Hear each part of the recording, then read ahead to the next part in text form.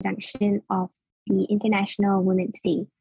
It is indeed a pleasure to have everyone in this meeting. A few housekeeping rules before we start the session. Participants are reminded to turn your cameras on so we can see you, but please keep your mic muted. Raise your hand using the hand raise feature to ask questions, or also feel free to type out your questions in the chat box, as we will be having a Q&A slot at the end of the session. It's not a foreign occasion to see many women continue to face workplace and societal discrimination and biases that impede them from realizing their career potential.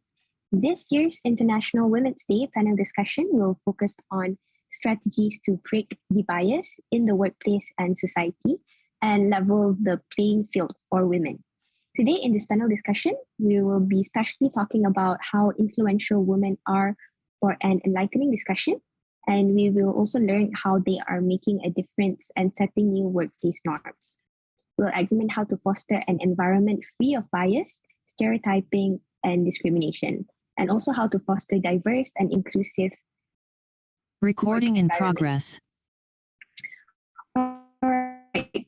So joining with us today are two amazing speakers. Firstly, we have Ms. Pia Darshini. Ms. Pia graduated with a law degree from University of Reading, United Kingdom in 2015. She was called to the English bar as a barrister at law in 2016 and was a member of the Honourable Society of Middle Temple. Thereafter, she was subsequently admitted to the Malaysian bar in 2018. Now, she is the founder of Pia Law Chambers, a firm which focuses primarily on family and matrimonial law disputes. She has a deep interest and passion for mental health, being a survivor herself. Hi, Ms. Pia. Hi, Adeline. Thank you so much for having me. It's nice to be a part of this initiative, and I look forward to the panel discussion. Yeah, and we are also excited for your presentation later. Thank you. All right. So our next speaker is Ms. Tamila Rasi. Ms. Tamila Rasi is an experienced lecturer with a history of working in the research and higher education industry. She's passionate about women empowerment, scientific literacy, and lifelong learning. Ms. Tamila Rasi also hosts an online talk show interviewing interesting personalities on topics that piques her curiosity. Hi, Ms. Tamila Rasi. Welcome to today's webinar. Hello, Adeline. Thank you so much, Young Minds, for having me tonight. Always a pleasure to speak on this topic. Yeah, it's also a pleasure for us for having you today in this webinar. And yeah, without further ado, let's start with our session today.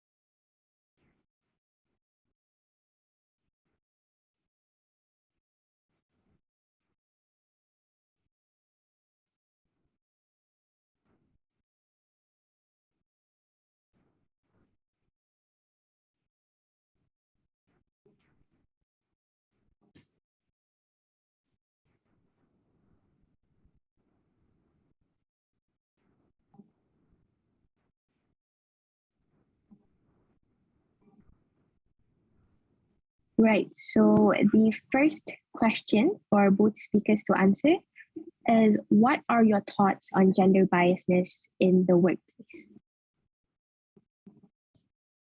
Shall I go first? Yes, Please feel free. Okay. What are my thoughts on gender biasness? Well, I think over the years, there's definitely been progress for women in terms of their career development, and they're taking up more roles and being in positions that obviously they have previously been very male dominated. However, I think that despite there being this progress, I think that there's still a lot that needs to be done. There's a lot that can be done. And I think that women still do encounter some form of gender bias in their workplace. And I think that this is some form of barrier in their career development and stunts their growth actually in some way. And I think that, one of the ways to actually, eradicate this problem is to actually be aware about it. And the fact that we are having this discussion and being very open about these things is a great place to start. So I think that there's definitely been progress, but I think that there's a lot more that can be done in terms of gender biasness in the workplace.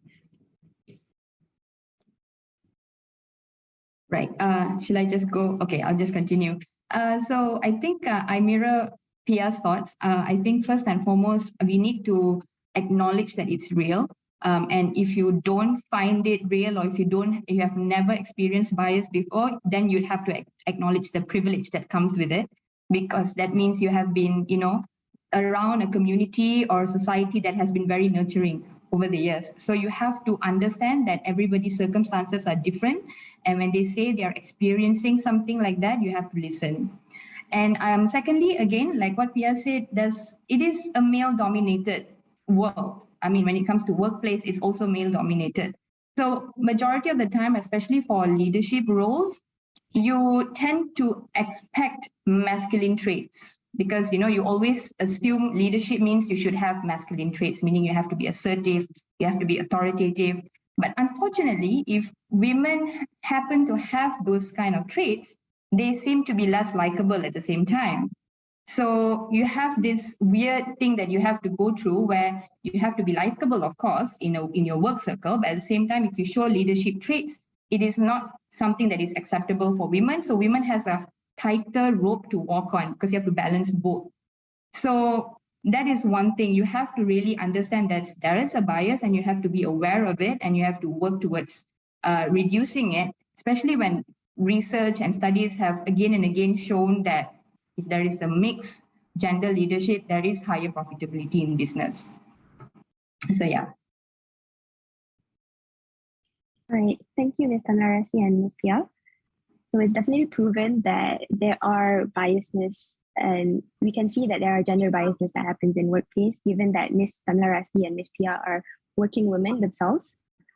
And relating to this question, I believe that both of our speakers today are experienced speakers where they might have come across quite a number of gender biasness in your life. So from your experiences, how do you manage and minimize biasness, stereotypes, and discrimination in the workplace? Maybe Ms. Tamalarasi can go first. Okay, I was actually expecting Ms. Pia to say something first because, well, the reason being when I heard your question is because, again, I think I have to acknowledge the fact that I have to be grateful that so far I've not really experienced very severe discrimination at my workplace. Probably because of my field, because education and nursing, most of the time in terms of gender split, it actually tends to heavily lead towards women. It's majority women. My majority of my colleagues are women. My direct management consists of all women. So there aren't any blatant biasness that I've experienced. But one thing as an educator, what me and my colleagues do consciously is because we are teaching young people. So what we try to do is we try to, although it might not be directly related to our subject matter, we try to encourage, when during random conversation with our students, we try to reduce the common misconceptions regarding feminism, for example. I have a colleague who, the moment she goes into her very first class, she proclaims that she's a feminist. So that, pretty much reduces whatever negative stereotypes one might have about a feminist, because that is a lot recently. So, and then when you have conversation like this, what we hope to do is because we have every year we have new batch of students. So that means we are doing tiny, compounding efforts so that when they grow up and they start working, whatever they may have learned, whatever that we may have discussed, may have impacted them in a way that they make actual changes when they start to work later. Yeah. Right. I can just add on to that. I think quite similar to what Tamarasi is saying. Obviously, it's a bit different in the legal field, but I think that how I would say one of the ways to actually manage and to kind of minimize the effects of it. I think the most important thing is actually to notice it. I think just to be aware of it, to notice it, and to actually educate yourself about the various biases that exist. Because I think that people are aware that there are conscious biases, right? But there are unconscious biases as well. And to be very honest, I think each and every one of us kind of possess them in a way. So I think the fact that you notice it and then you kind of catch yourself, so being self-aware is extremely important. So I think that when you can name it and when you're aware of it, you kind of know, okay, what's the next step? How am I going to work on it? So, being aware is extremely important. So I think that's one of the ways to kind of manage it. And eventually, that will help minimize the impact that it will have on the particular organization. And I think another way to kind of manage it is actually to just call out bad behavior. So I think that, if somebody in your organization, if you've witnessed it, or if you've been someone who's gone through some form of discrimination, to actually speak up about it. And I think at this moment, I'm a sole proprietor of my own legal firm, so I do not have employees working with me, but I do intend to expand my practice in the next couple of months and definitely in the next couple of years. And I think one thing that I strongly want to carry forward with me is the fact that I want to have a very transparent system in place where employees are able to actually speak up about these things if they find that, consciously or unconsciously there's some form of gender bias, to be able to actually speak up about it and speak to your peers and your employers about it. I think speaking up about it, call out bad behavior. And I think thirdly is to actually just, catch yourself doing it as well. So like sometimes we internalize these biases. We tell ourselves that, okay, I think when I can give an example is like most of the times, I think I'm a bit too soft. Like, my opponent is a male. I think he's going to win the case. We tell ourselves that, but the truth of it is that that's not really true, is it? So to catch yourself when you're internalizing these biases, I think that's also another way to manage it, basically. All right. So since Miss Pia was talking about how we should change some things in our workplace and tailor it so that it could result in less stereotyping and biasness, the next question is, how do we build a diverse workplace that forges inclusive work cultures and values differences? Ms. Pia, would you like to go first? Okay. I think the way to do it is actually, I think, to consciously decide that that's what I'm going to do, I think. So the fact that you actually tell yourself that, okay, you know what, I'm actually going to bring diversity to my workplace, I think that's the way to pretty much, to have that registered. So as I mentioned earlier, so at this stage, I do not have employees working for me, but in the future, when I do intend to hire, I think that something that I really want to carry forward is to actually implement flexible working hours. And I think with COVID, we've actually learned that we can work from home and that, we can be productive from home. So I don't see why that's, an impediment to this actually. So that's something that I want to carry forward, because at the end of the day, I think my goal and my mission in my legal practice is to cater for a family-friendly firm. So that's what I intend to do, which is that, women are actually, female lawyers are able to, chase their dreams and their careers, be an amazing family lawyer, but at the same time, you're able to cater to your own personal responsibilities, to your family needs, and that you don't need to sacrifice. You don't need to let go of one in order to excel in the other, basically. So I think another thing that I also want to implement is actually menstrual leave as well, parental leave. I think those things are legitimate concerns that I think people don't seem to understand. I think that, it's okay, if you want to take a day off, you're having, PMS and you need the day off. I think that's legitimate. And I would strongly push for that as well. Another way, I think that what I would do is also to hire male lawyers who are passionate about family law, but at the same time who are all out for female empowerment. So I'm going to quote Emma Watson from her UN speech. We need men to partake in these conversations as well. We need them to be part of these conversations.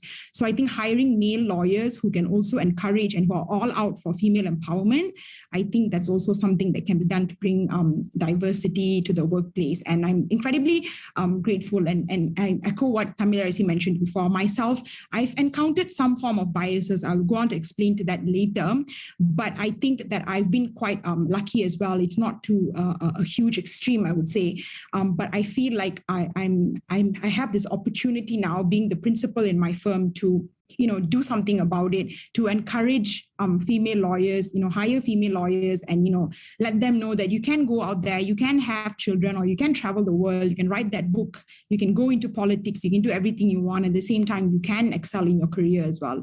So I think that those are the things that I would want to do, and I think that on my part I'll be able to do.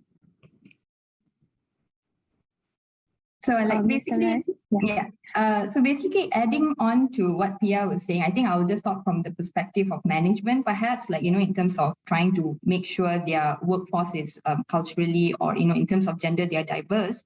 I think, of course, in terms of awareness, that has to be there, knowing that there is a fault or there is something they need to work on. That would be the first step. And then secondly, I think you need to create a safe space. Like, for example, if you have encountered any form of discrimination or harassment at a workplace, the employee should feel safe and confident enough to go and divulge that information with somebody, knowing that there will be steps taken. And instead of, just brushing their complaints off. That would be the second thing. And thirdly, I would say that a lot of companies these days, because there have been movement to push systemic laws to include a lot more women in the workplace. You have this 30% club and things like that to ensure a lot more women are in the board, right? But you also have to be careful that you're not doing it because you're forced to do it, because that will be obvious that it's just tokenism taking place. Because it's very detrimental to the person who is being hired, because they would feel very uncomfortable, and their self-esteem would also be affected, because they would be basically questioning themselves. Am I actually hired because I am qualified, or am I just a token here? Am I just a diverse hire?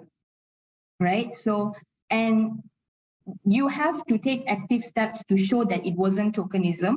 And you don't just stop with that one person being hired in that team. Like, okay, I'm done. My work here is done because I've hired enough women. You have to consciously take active steps to show that it is an ongoing process. And you don't just stop the moment you have fulfilled the quota, so to speak. Yeah. All right. So I also agree with both Ms. Tamara Rasni and Ms. Pia's answer, where awareness is key, and also biasness and how to deal with this problem is not by segregating male, but it is to let male also have the full awareness on women empowerment at workplace. All right, so the next question is for Ms. Pia. Given that you are the founder of the Pia Law Chamber and you're a young women lawyer, what are some of the challenges that you have faced throughout your journey up until now? Okay, there's a few actually, so I can share a few of the, I would say stereotypes, discrimination / negative comments, I would say. So I think one, and I'm pretty sure maybe everybody's quite aware of this, a lot of female lawyers get this, which is, you're too nice to be a lawyer. You're too sweet to be a lawyer. So, you're too polite. So I think a lot of women lawyers get that. I receive that a lot. And I think because people have this perception, right? Like what Tamara mentioned earlier. So like immediately when you take on these roles, you're expected to be, aggressive, and lawyers, you're supposed to, storm into the courtroom, and, you're supposed to just win your cases like that. But I think that that's actually a misconception. I think that being a good lawyer is more than that. So one of the reasons why I decided to set up my own practice was because I wanted to cater to a more personalized, I wanted to give a more personal experience to my clients, actually. And considering the area of law that I do, which is family and matrimonial law, you're dealing with people's emotions. So as much as, yes, you do have to fearlessly go into the court, advocate for your client's rights, and I will not compromise on what's important for my client. I will ensure that, I do all of that right. But I also think it's equally or even more important that they know that they can contact their lawyer, that their lawyer is available for them. So those are other things that people tend to, that gets, sucked under the rug, and people don't talk a lot about that. It's always about appearing a certain way and all of that. So I think that comment about you're too nice to be a lawyer, I do not agree on that. And I don't think that that's what determines whether you're a good lawyer or not. So that's one of the things I receive. I would say another common stereotype that I get in the area of law that I do is also, how am I able to assist mothers or individuals who are going through marital problems when I'm not married myself or that I have no kids. And I think that, again, this is a stereotype that, in order to partake in these discussions, I don't see why I would need to be a mother or that I would need to, have gone through a divorce. That comment is akin to telling, a heart surgeon that he cannot perform a heart surgery because he's never gone through, one of it before. So I think that is also a stereotype that it doesn't apply. Like, there are other ways that you gather knowledge, right? So it's not just from your personal experience, that's one of it, but you also, you learn from other people's experiences, you watch movies, you listen to, other forms of media and all of that. So those are other ways that you actually get knowledge. So that's another thing that I receive. And another one, I think this is very, very common. So the moment I tell people that I am a divorce lawyer, when I use the word divorce, immediately they would just tell me that, oh my God, it's going to affect your perception about marriages. You're never going to get married. And I think that women lawyers doing family law get this comment more than male lawyers. I think male lawyers, if they were told that they're doing family law, probably you would get okay, that kind of reaction. But when you're a female lawyer, you get the whole, it comes in a package about, life advice, about how you're never going to want kids. And well, contrary to popular belief, contrary to that belief, I think that I've always wanted to get married, and being a family lawyer for a couple of years now, it has not changed my perception. In fact, I think it has made me understand marriages better, relationships better. So that is definitely an inaccurate statement. And I think, the common one is also the fact that, when you're a female lawyer, when you walk into the courtroom, when the male lawyer looks at you and when he sees, you're my opponent, and they have this look of relief in their face, automatically you are underestimated and you are not viewed as a threat anymore. And that happens a lot. I've encountered that a lot. And I think that is not true. I think women lawyers are incredible, and we know what we're doing, and I think that's something that definitely is a challenge that a lot of female lawyers go through. So when the moment that they know that, that's my opponent, there's this look on their face that you're just underestimated, just like that, just by just for the fact that you're a woman. And you get talked over a lot. Sometimes your opinions are, your male counterparts, their opinions can be taken more into consideration than your own, and you're interrupted when you're speaking. So those things happen a lot in the beginning of my career. It used to affect me a lot because I felt that, oh no, like this is really hard. But then I realized that, you kind of need to just, go in there and speak up and say, I have not finished, let me speak. And the first time, the second time it's hard, the third, fourth time you're a pro at it. So I think it's important to know that, your gender has got nothing to do with your abilities to become a lawyer. And so those are some of the challenges, actually, of common stereotypes that I face. Biasness issue is came from all the males that think women are weak. They don't take us seriously. They don't take women seriously just because of us being women, where that is quite a sick mindset, actually. And all right, so for the next question, it's for Ms. Tamilarasi. Since Ms. Tamilarasi is working in the education field, as an educator, how do you recognize that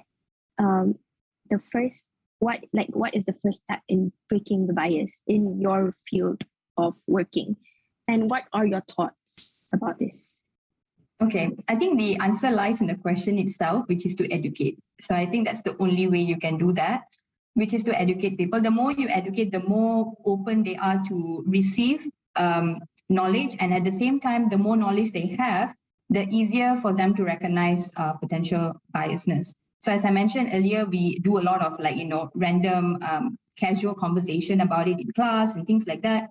But as an educator, I don't really see myself just as an educator, as in terms of formal education in an institution. I think everyone can educate within their close circles, within their families, change the perceptions of your family members. Because, for example, I would say I come from a pretty conservative family, which means the patriarchal values are pretty strong.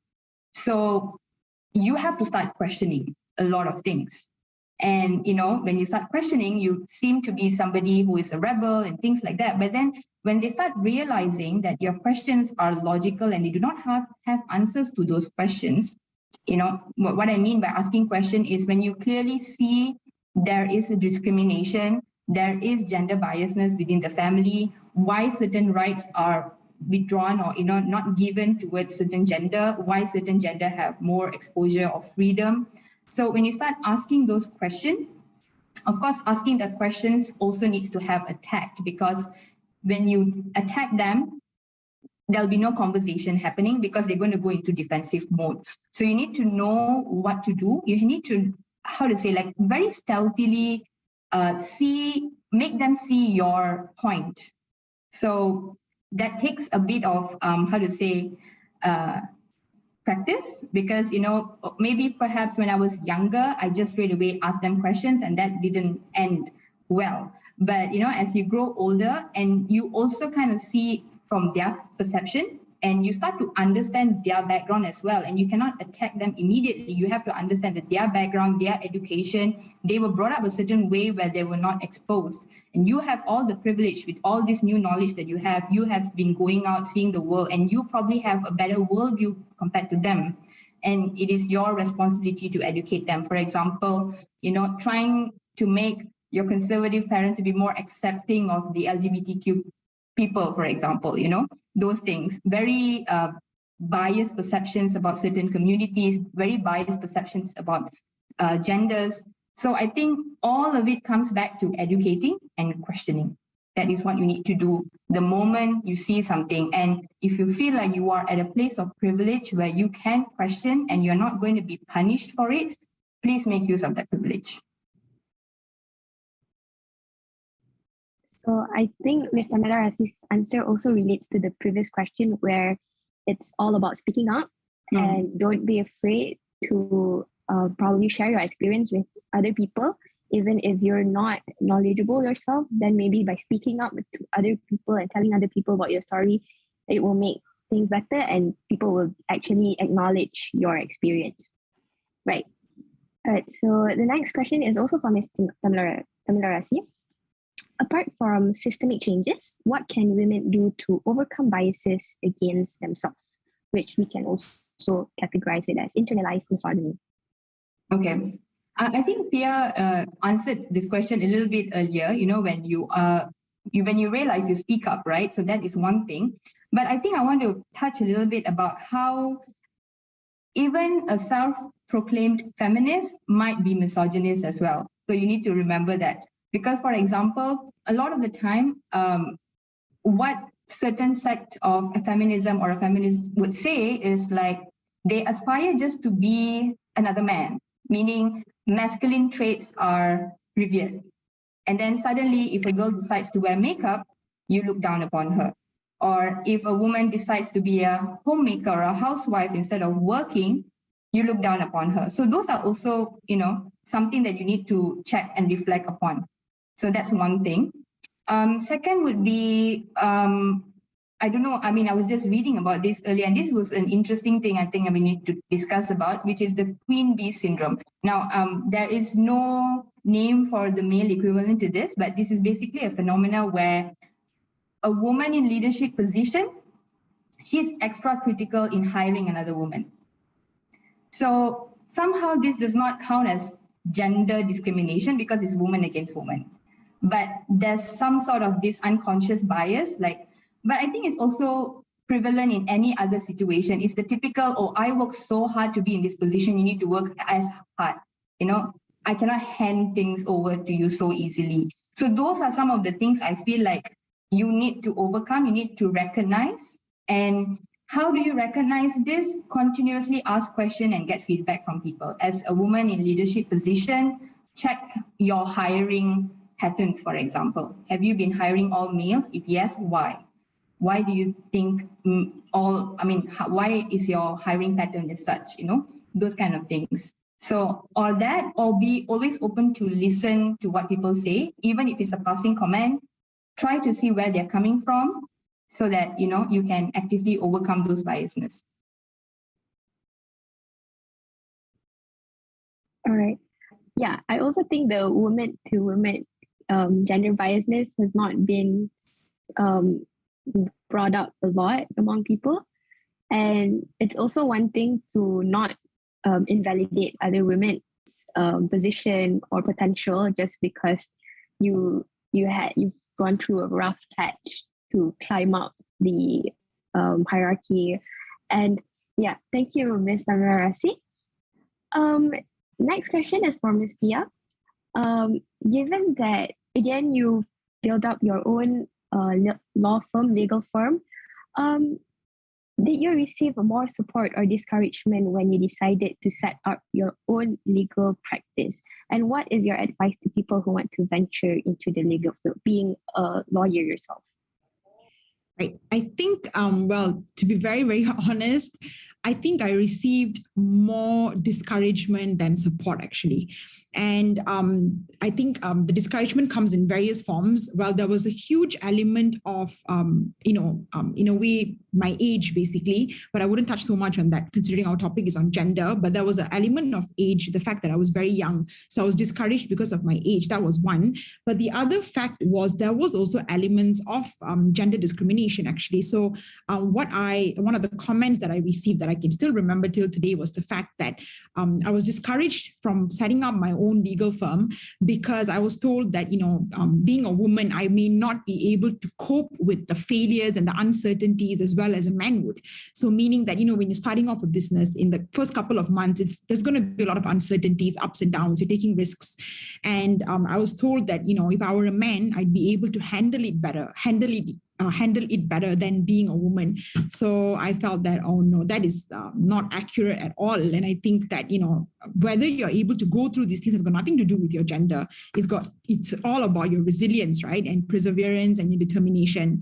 So I think that at that point of time, the only thing I told myself was that I'm not going to allow other people's, opinions and perceptions and beliefs about me, because most of the time, I think people project their insecurities and their fears onto you. And if you take it onto yourself, you're going to limit and hinder your own growth. So to answer your question, well, I received a lot of discouragement, actually. But at the same time, I'm also going to acknowledge the fact that I did receive a lot of support, especially from other female lawyers who have actually forged their way in this path. So I was lucky to be connected to women lawyers who have set up their own legal practice, who, called me up and just told me, Pia, just go for it. Like, people are going to say all these things, but just go for it. You have that vision in mind, you know what you want to do. Don't allow your age, don't allow your gender to be a barrier in any way. So I think that, yes, I have to acknowledge the fact that I did receive support as well. In terms of what I would advise individuals who are seeking to go down this path, I think is to get connected. I think your circle is extremely important.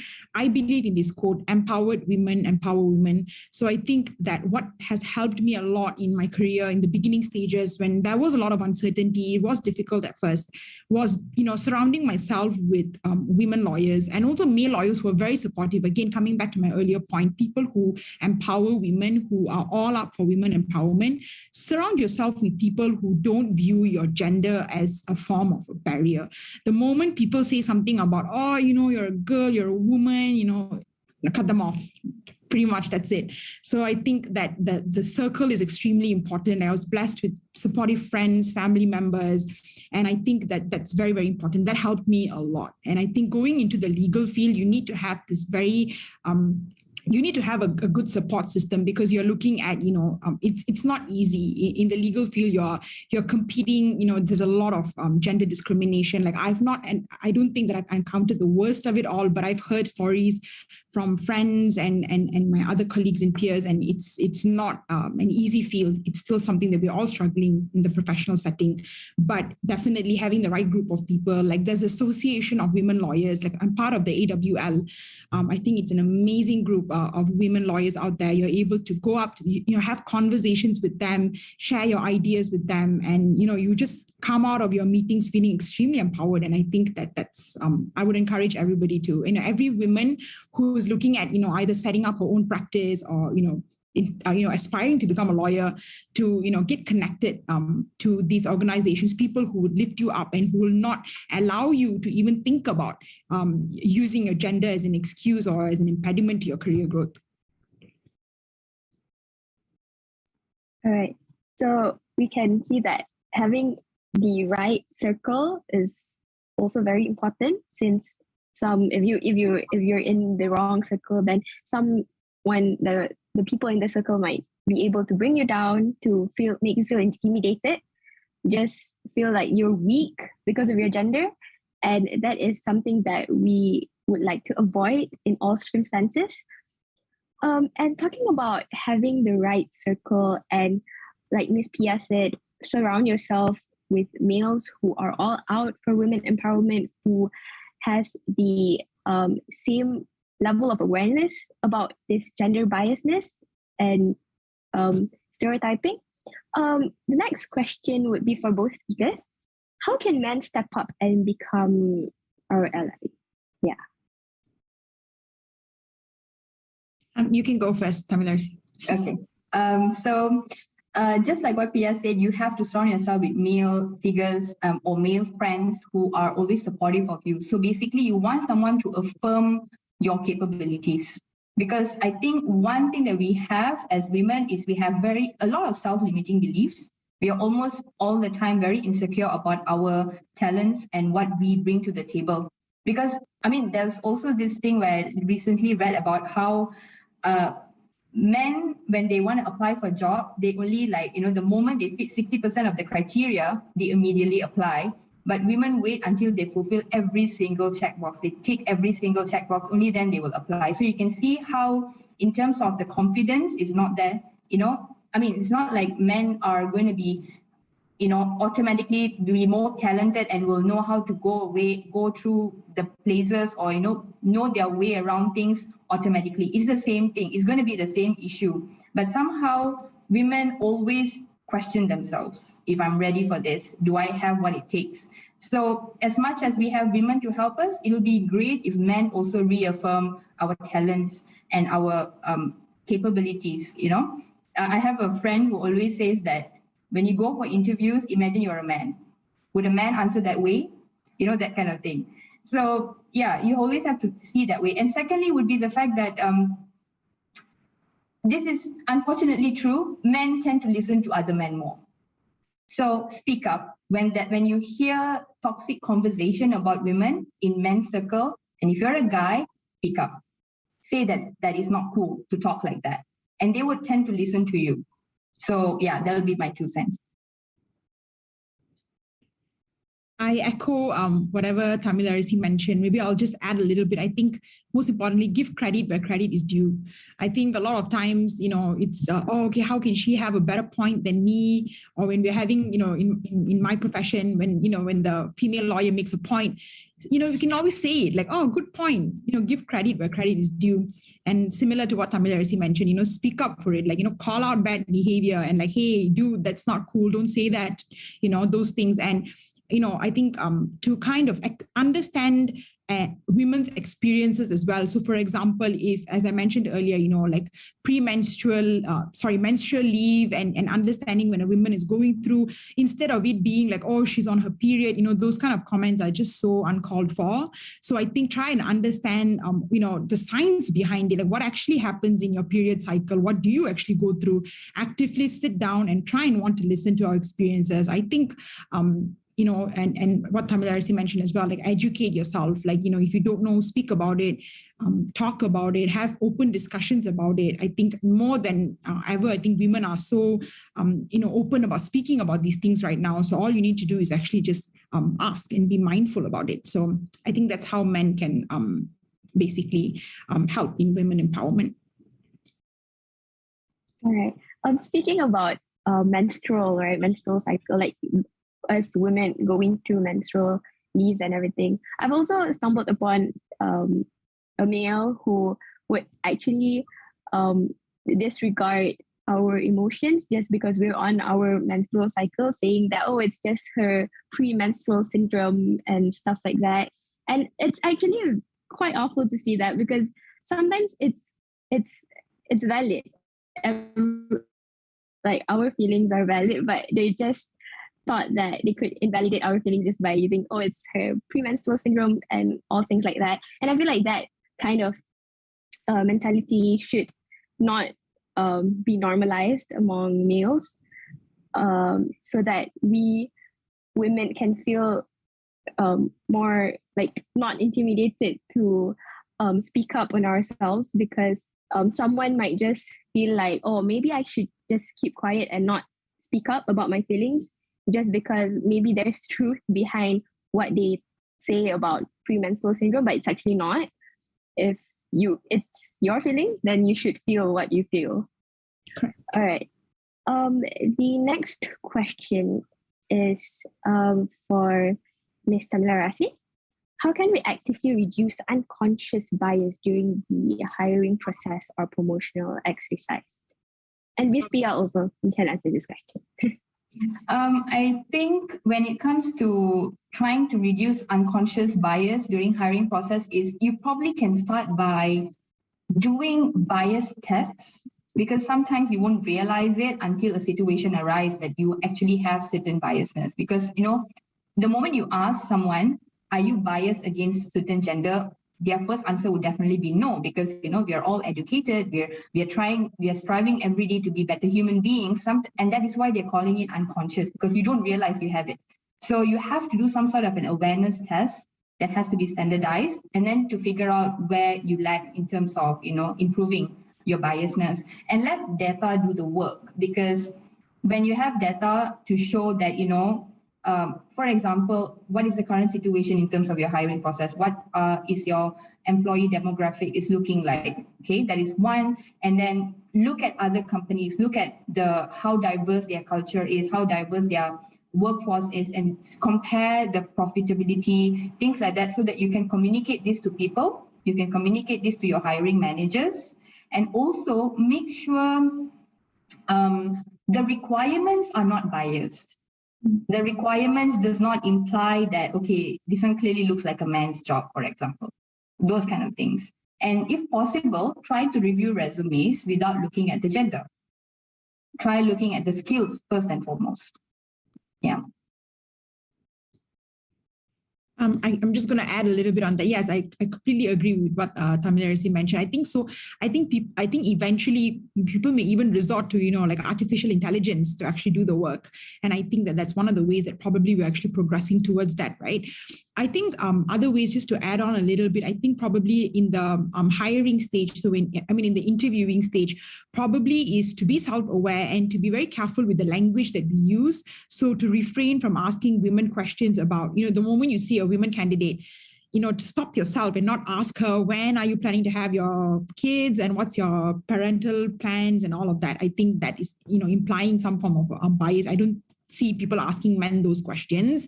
And also, like what Tamilarisi mentioned as well, so when you're putting up job descriptions, I think to be very, very careful about the words we use. So sometimes when we are not specifying that we want a male employee, but sometimes using the words like bold or strong, those kind of things kind of imply that you are indicating something else. Whereas if you're looking at cooperative, friendly, those things imply something else. So I think to completely be very, very mindful and about the words that we use, I think that's one of the ways that we can actually try and eradicate and minimize gender bias in the hiring stage, as well as the promotional stage, I guess, to be very transparent about it, I think, and have a workplace where, I think we talked about this earlier, that encourages individuals to actually speak up.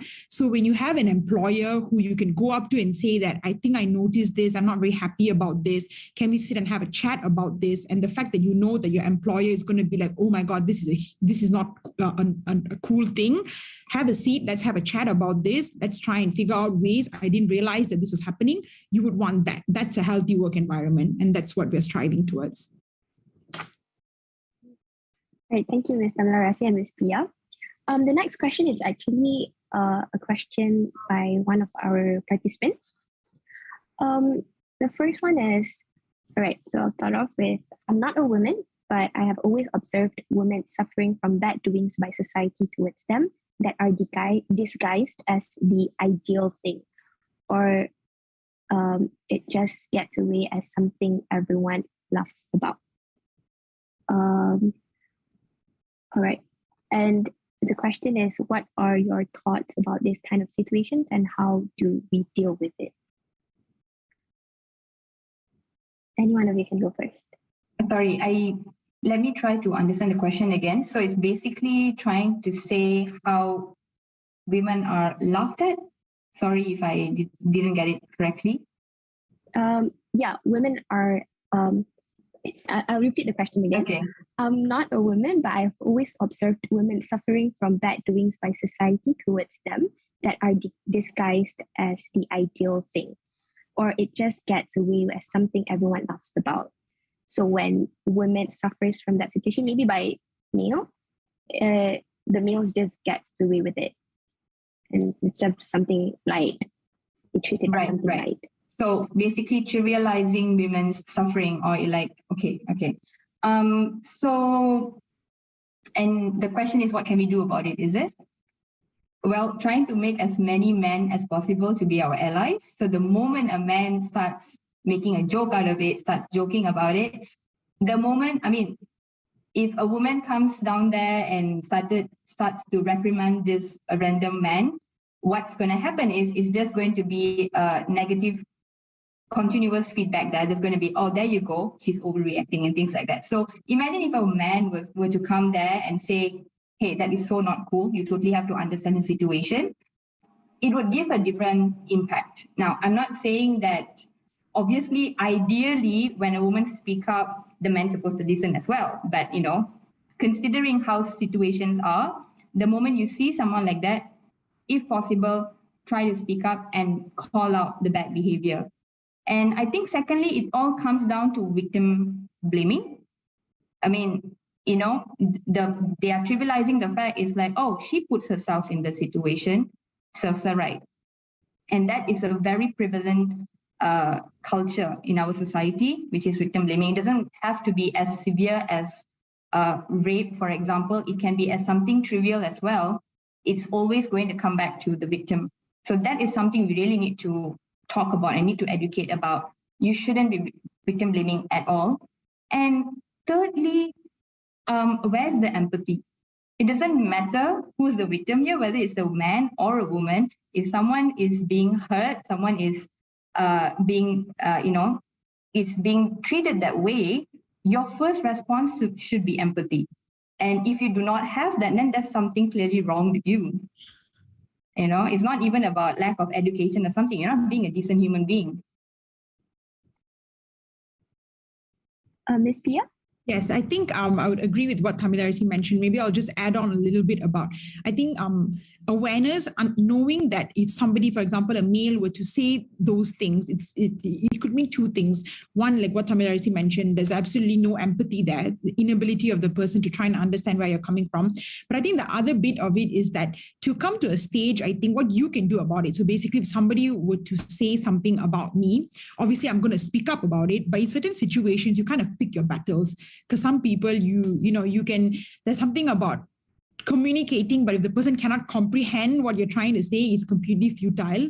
But I think understanding and knowing that, people who say things like that, who are unkind, who minimize what you're going through, and who cannot understand a woman's point of view when you're trying to say something, I think just knowing that, okay, they have an internal struggle, they are basically going through their own thing, and they're trying to project all that they're going through on me, and I'm not going to take that. That's not on me. So I think understanding and knowing where to draw that line, put that boundary there, I think that's one of the ways that I would say is one of the ways to deal with it. It's not easy because sometimes we are quite quick, like what Tamilarisi mentioned, like, sometimes it's very normal for us to like, oh, somebody is saying these things about the job interview, for example. We go through all these questions and question ourselves 101 times. So if somebody were to say something hurtful, we are definitely going to internalize it. But again, self-awareness, when you know that you have the tendency to do this, catch yourself and ask yourself, is this me or is it them? I think that's one of the ways that you can kind of deal with this. Yep, I definitely agree, because I feel like whenever we talk about, we bring up something to men, the likelihood of them invalidating our statement is quite high. And I'd say most of the time, every time I see um, girls or women just speaking out about themselves or um, probably sharing an awful experience, they would like men would just disregard it as us being overreacting. Like we are overreacting upon certain situations. And I can definitely say that the likelihood of them saying that we overreact on certain situation is higher compared to when men bring up the issue themselves. So we should abolish this kind of we shouldn't normalize this kind of situations. It will I personally think that women are actually more scared to talk about their experiences because of these kind of stereotypes where we are regarded as being overreact we are overreacting and just exaggerating the story of our experience. All right, so the next question is all right, there's a bit of a backstory here. A child gets abused or treated badly by his or her father, and she complains about it to people. People would say things like, "Oh my God, report him right away, get that man behind bars, he should be punished severely." But if a child gets abused or treated badly by his or her mother, they say things like, "Learn to listen to your mother, don't be a burden to her, you should start showing her more respect." Why does this happen, and why do women get the upper hand in such negative matters? Whenever this question is raised, they see it as misogynistic question, and it somehow slips away from discussion. Thank you. All right. So, any of you can go first? I mean, I can just address that a little bit. I think, well, actually, to be very honest, like being, in the legal field, so I do handle matters where there's, some form of child abuse and things like that. The cases that I've handled, what I've seen in my experience, I actually don't see much of a gender bias in that sense. I think that the moment there's some form of abuse that's taking place when a child has encountered it, I see it as immediately. I've never noticed that the gender actually had an impact on this. It was actually quite, I would say, quite balanced in a sense that immediately the child's welfare that's paramount, and we would do everything in our ability to save the child. So we'd have all the protocols and things that we'd follow. So it's very interesting that this is actually, because to be honest, in the legal field, like in practice, looking at things, how it's actually handled in courts, I have not encountered a situation where we have minimized, another gender because mother or father. It's always been pretty fair in that sense. I'm not sure, Tamilarisi, do you have an opinion about this? Okay. I think the question is pretty interesting, but I understand where the person is coming from as well. But yes, obviously in legal terms, I think abuse is abuse regardless of gender. But I think it's a societal perception. I think a lot of things have, you can actually cite a lot of examples like this. For example, if a woman comes out talking about mental health issues, people take women more seriously. And if men were to come out with their mental health issues, they tend to trivialize the matter as well. So those are certain things where, women seem to have an upper hand. But you have to remember that again comes back to misogyny, because you have all these toxic masculinity traits that, men are not supposed to be abused. Men cannot. That it's impossible for men to be abused, or, it is impossible for men to have mental health issues. They're supposed to buck up and, be strong. They're not supposed to cry, things like that. So that one is also kind of like is prevalent in other areas such as this.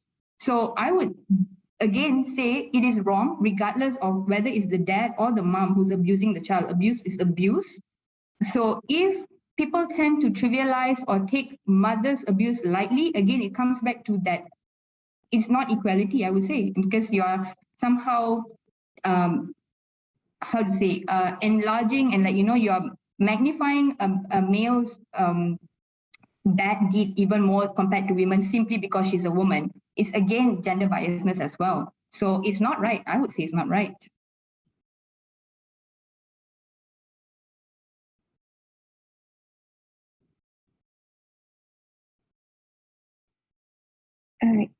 Thank you, Mr. Malarasi and Ms. Priya. So here we can see that aside from being biased towards women only, there are also, in some cases, in a lot of cases actually, we can see that women also get the upper hand in some situation given the circumstances. And as I think this is related to what Ms. Tamilarasi said about being a decent human being and having the empathy and also just humanity itself. Because I believe that when you have the decency in you, then you will straight away understand this whole concept of not being biased to other genders. And it actually, you realize that it doesn't actually take a lot for you to understand this whole idea of being fair and just towards both genders. All right. So a reminder to participants that you can type in questions in the chat box for the speakers to answer. Okay, this next question is for both speakers. Hold on. All right. So, how can we as a society contribute to creating awareness of gender bias in our everyday lives, given some situations or stereotypes that we face on a daily basis? What is the most efficient way or effective way to actually create awareness for everyone? Maybe Mr. Malarasi can go first.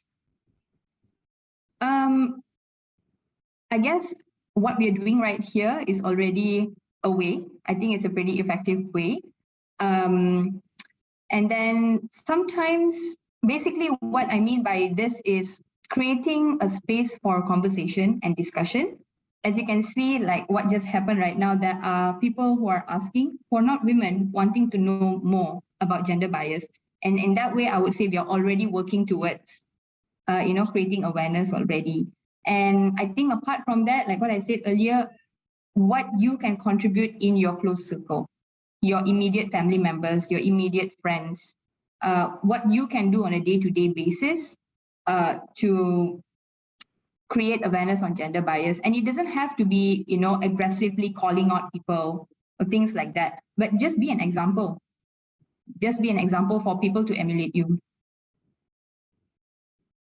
Yes, I echo what Tamilarasi mentioned. I think the good place to start is at home. I always believe that, because there's a lot of work to do at home as well. So I think that, when you can get through to your parents and to your aunties and your uncles, you know that you're already on the right step, you're doing the right thing. So I think you can start at home, I think. And I think Tamilarasi mentioned about this earlier. It's the way that you say it as well, to know that you're going to you are going to receive, they may say things that's inaccurate, and it may trigger certain veins in your bodies and you just want to explode. But I think knowing that, okay, I'm doing this because I want to take one step further. What can I do within my power right now to, educate people on this? And I think that home is the best place to start. So I think that for the last couple of years, I remember me and my sister, we just actively, just speaking to our parents about, okay, no, I think this is not right. Do you know that this is what happens? This is how it makes us feel. Sometimes our feelings are validated, sometimes it's not. But I think what's important is to know that, okay, I'm not doing this because I want to prove my point. I'm doing this because I'm just trying to spread awareness. And sometimes I just catch myself, my mom, she'll probably share this with her friend. Oh, my daughter actually said this. And without you knowing, it's actually, that's awareness as well. They may not agree with you, but it'll linger in their heads, I think, somehow or other. So, and at the same time, I think these are conversations that us young adults should have over dinner. Well, it's fun to talk about movies and celebrities and stuff. But I think it's equally important to actually have open discussions about things like this. Gather your male friends, talk about these things openly, share opinions. At the end of the day, we're not trying to see who's right and who's wrong. It's more about, okay, where are you coming from and where am I coming from? And let's see if we can, talk about this. So I think that exactly what Tamilarisi mentioned, starting off with your close circle and social media as well, in a way, I would say, like whenever you find something empowering, whenever you see, you follow pages, social media accounts, when they share something that you think that will be beneficial to other people, share that post. It's cool to put our OOTDs and everything. That's fun, but sometimes use that platform, especially when you're, a person with, that's influential in any way. Use your platform, put yourself out there, speak about these things. You'll never know. Even if you touch, you can change one person's perception. I think you're doing an amazing job. Yep. I do think that awareness starts from the littlest things. I mean, the thing that we do right now is definitely something, a big step to make everyone aware of the gender biasness that happens. But even without this kind of forums or webinars, we can also implement the kind of speaking out, sharing experiences in our daily life. And even the littlest things could actually bring a huge change to the society as a whole. All right, the next question from participants. One of the participants is, how would you address the cultural issues that form the background of the gender, as well as your thoughts, as we are from an Asian culture that would trace it back to cultural influences? This is probably related to the Asian household and us generally being Asians. All right, so Ms. Pia, you can go first. I think, so the question is, how would we, is it steps to take, what can we do about it? Is it, correct me, did I get it right? So it's how... Yeah, and how would you address the connection between cultural beliefs with the stereotype that we have? Yeah. Okay, so I think we're coming from an Indian household. I'm not sure whether Tamilarisi agrees with me. There's a lot about how sons are preferred. Like if you're a boy, you can, it's okay, you can come back at 2 a.m. But if you're a girl, you're like, where are you at 9 p.m.? Those things exist. It's real. It happens. And I think it just comes back to elements of boys are allowed to be out there, whereas girls, you're not supposed to, it's not right, you're a woman, those kind of things. But I think how to go about it, I encountered this a lot growing up at home. And I think what me and my sister used to do is that we would just tell my mom that, if something bad's going to happen, it's going to happen regardless of your gender. So sit there and explain to your parents about how these things are completely outdated. It doesn't happen that way anymore. And to actually have a very open conversation about these things to your parents, educate them where these beliefs originated from, I think, because, we actually carry on these things. They talk about this generational curse, how you just basically, if we don't catch it, if our generation doesn't catch it, we're going to pass this on to our children as well.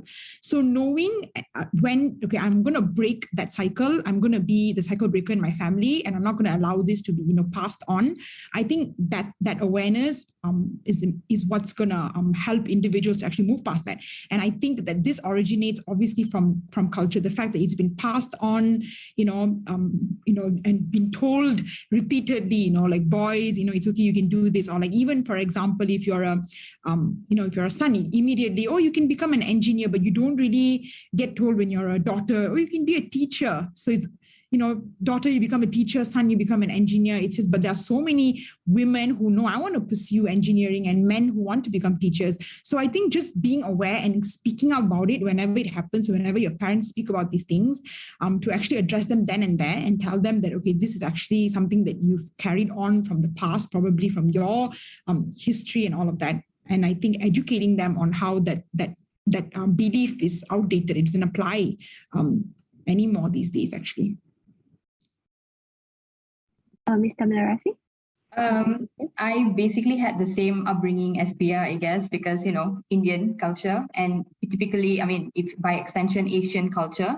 And I think growing up, I've always had this beef with culture because it has never, from my point of view, it has never been women friendly, right? So for me, what I think is culture is not set in stone. Culture is basically the norms of a society, and you can always make a new norm. And sure, there are certain colorful aspects of culture, in terms of your um, dressing and whatever, your costumes and things like that. But when it comes to your day-to-day life and how you bring up your children, perceptions that you have when it comes to two different genders, of course, you can try your best to educate your parents. And even then, I think as a child, it's a little bit difficult because you also have this concept, which is the filial piety, meaning you always have to respect your elders. So when it comes to respecting your elders, sometimes it goes to the point where even if they don't make sense, you're supposed to nod and say yes to that. So you have to wait and bid for your time, which means you become an adult where you have your own voice. And when you have, you start to come up with your own life values and belief, and you become your own person, because growing up, your parents instill their values into you. But at one point, if you become an adult, you realize that, okay, this is how I want to lead my life. And when you already have that voice, you can do two things: try to change your parents' mindset or try to change your elders' mindset. But you can only do that to a certain extent. So the true change comes from you and the future generation. Like what Pia said, break your generational trauma. The fact that you can recognize that you have a trauma is already the first step, and just be aware that you don't pass it on to the next generation. So you create a new culture.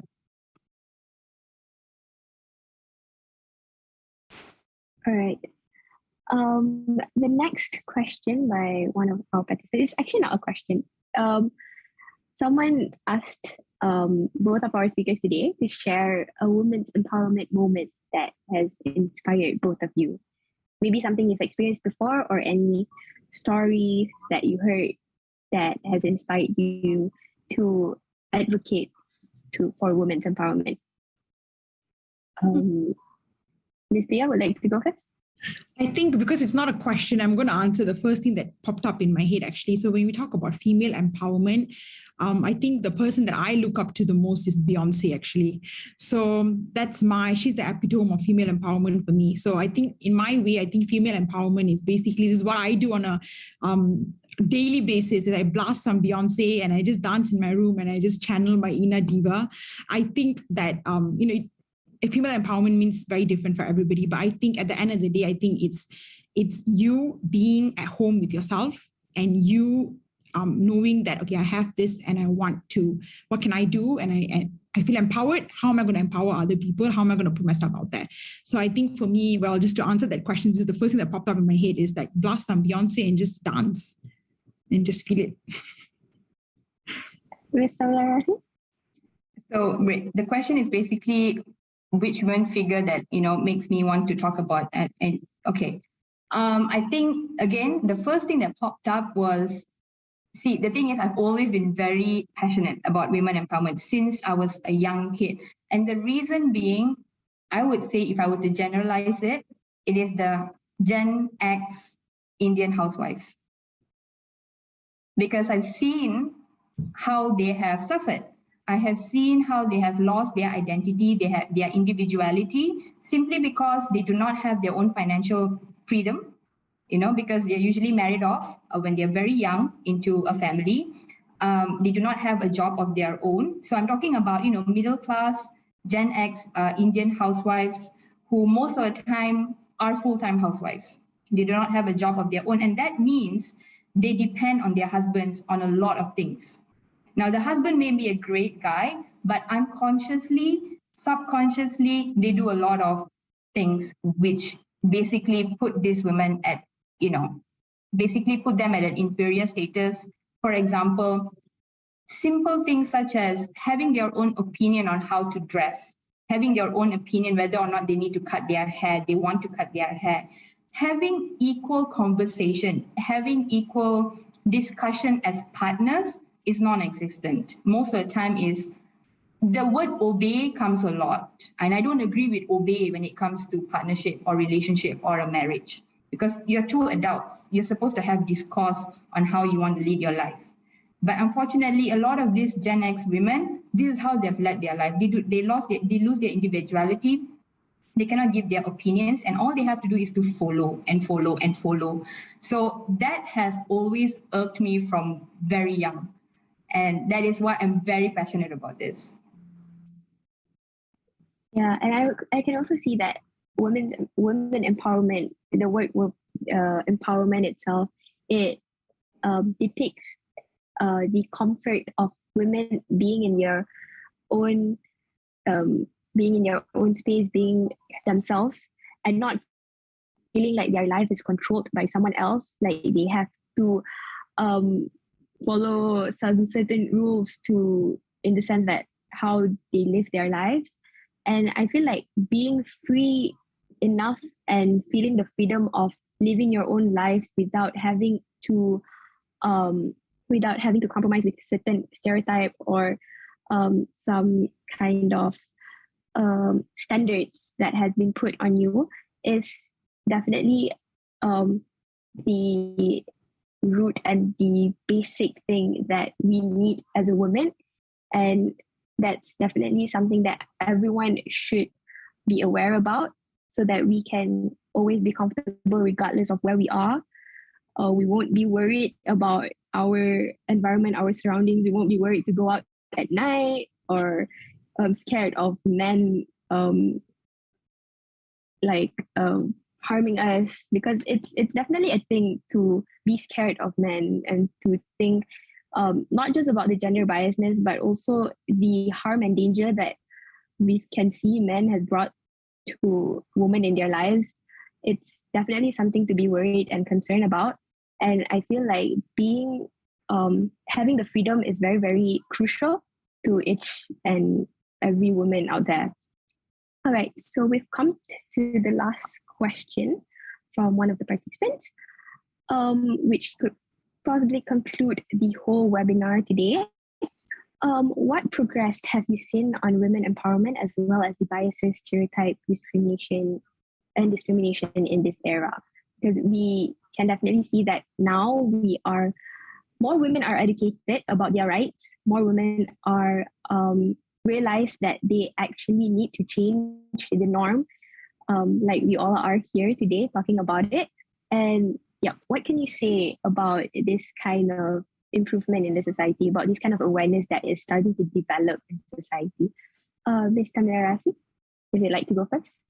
Okay, I think it goes to the full circle, like what Pia said right at the beginning of the show. Like we have seen a lot of progress, and from my personal point of view, as an educator who's basically educating Gen Z, and I feel like I have a lot of hope, because for them, being homophobic, being sexist is so not cool. And that already gives me hope that, in 10, 20 years from now on, things are going to change and improve for the better.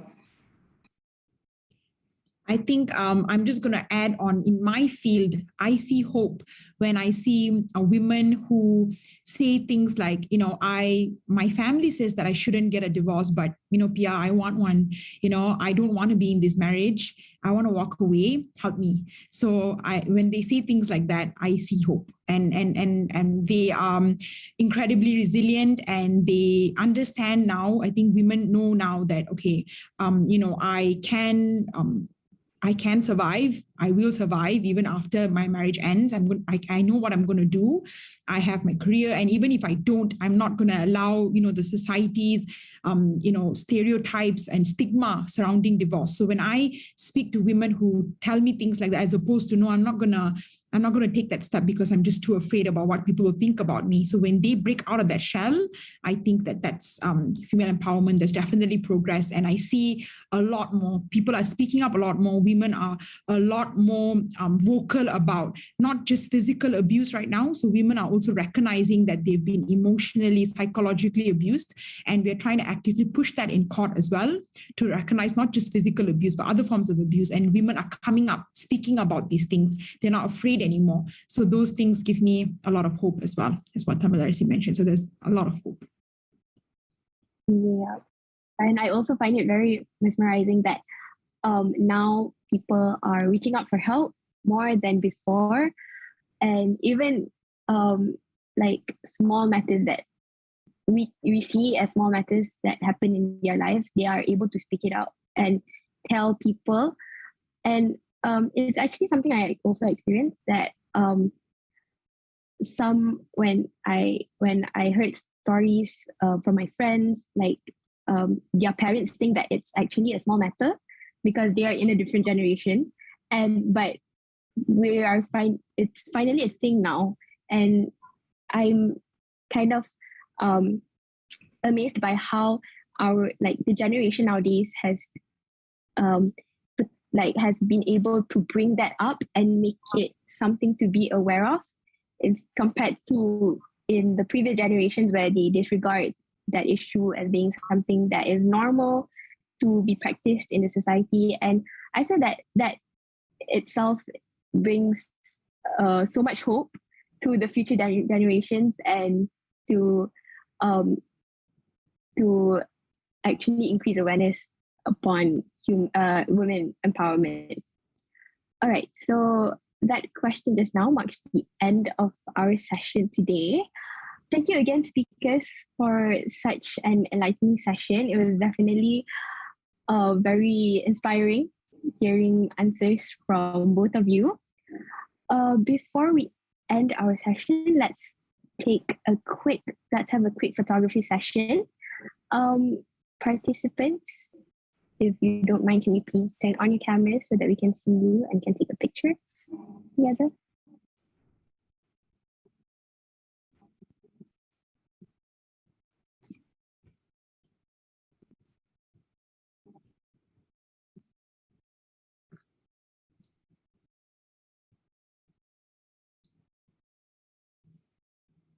Right.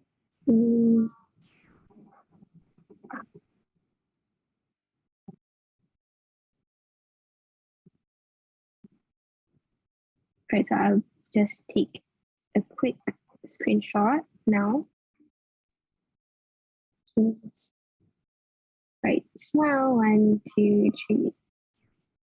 Okay, one more, 1, 2, 3. Okay. All right. So, ladies and gentlemen, we have reached the end of our event. On behalf of Young Minds Malaysia, I would like to express our utmost gratitude for your participation tonight. And we would also like to apologize for any shortcomings. Again, thank you so much to both our speakers, Ms. Pia and Ms. Tamila Rasi, for the session tonight. Thank you again, everyone, and have a pleasant day ahead. Thank you. Thank you. Have a good night. Have a good night too.